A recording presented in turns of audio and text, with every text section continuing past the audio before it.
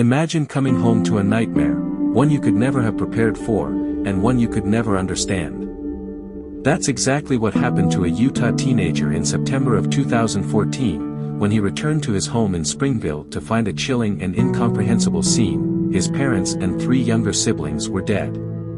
This is the story of the Strack family, a tragic tale that left an entire community searching for answers. The house was eerily quiet when the teenage son walked in that day. He found his family lying peacefully in their beds, as if they were merely sleeping. But they weren't. Benjamin and Christy Strack, along with their 3 youngest children, Benson, Emery, and Zion, were all dead. There were no signs of a struggle, no obvious cause of death, and no suicide note to explain what had happened. All that was left behind was a strange to-do list scribbled in a notebook. It looked like any other checklist for a family vacation: feed the pets, find someone to watch the house. But this was no ordinary trip. The Stracks had prepared for something far darker. Initially, police were baffled. There were no clear indications of foul play or violence. The toxicology reports would later reveal that the family had died from a lethal mix of drugs, methadone, cold medicine, and over-the-counter painkillers. This was no accident, it was a planned, deliberate act. But why would 2 parents kill themselves and 3 of their 4 children? There was no history of mental illness, no prior threats, and nothing to suggest that this family was anything but loving and close-knit. For months, the mystery hung over the community. Friends and neighbors were in shock, and the media coverage painted a disturbing and perplexing picture. It wasn't until January of the following year that police released more chilling details, shedding light on the dark path that had led to the Stracks' deaths.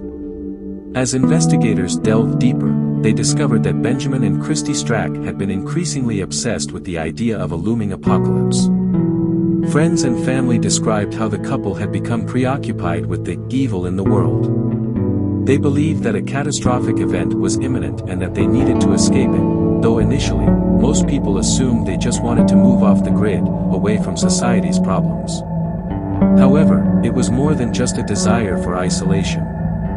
The couple's fears were fueled by an unlikely source: Christy Strack's correspondence with Dan Lafferty, one of Utah's most infamous convicted killers.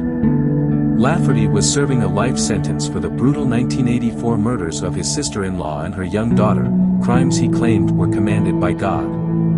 Christy Strack had become obsessed with Lafferty, seeing him as some kind of prophet.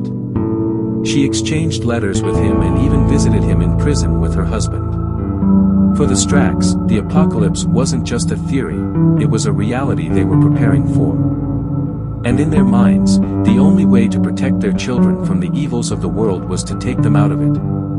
Family members later told police that Christy had long struggled with depression and anxiety, but no one could have predicted this outcome. In the weeks leading up to their deaths, the Stracks had grown increasingly isolated. They pulled away from friends, kept their children home, and immersed themselves in their apocalyptic beliefs. Investigators found journals, letters, and notes that painted a picture of a family slowly losing its grip on reality. The couple's obsession with Lafferty and his twisted views on religion played a significant role in their descent. Christy and Benjamin believed that they were protecting their family from a world that had gone wrong, a world that was beyond redemption. But instead of seeking help or support, they chose to take matters into their own hands. To this day, the Strack family tragedy remains one of the most disturbing and puzzling murder-suicides in Utah's history. It serves as a haunting reminder of how fear, isolation, and untreated mental illness can lead to unimaginable outcomes. There were no villains in this story, just a family that lost its way, driven to a desperate and irreversible decision by a toxic mix of fear, delusion, and misguided beliefs. The surviving son was left to pick up the pieces of a shattered life, and the community was left with questions that may never be fully answered. Why didn't anyone see the signs? Could this have been prevented? And most hauntingly, what was going through the minds of Benjamin and Christy Strack in those final moments? In the end, the Strack family was not escaping an apocalypse, they were creating one, leaving behind a legacy of sorrow and a story that still chills anyone who hears it. This tragic tale is a sobering reminder that sometimes the most dangerous place isn't out there in the world, it's within the walls of our own homes, hidden in the darkest corners of our minds. Asterisk.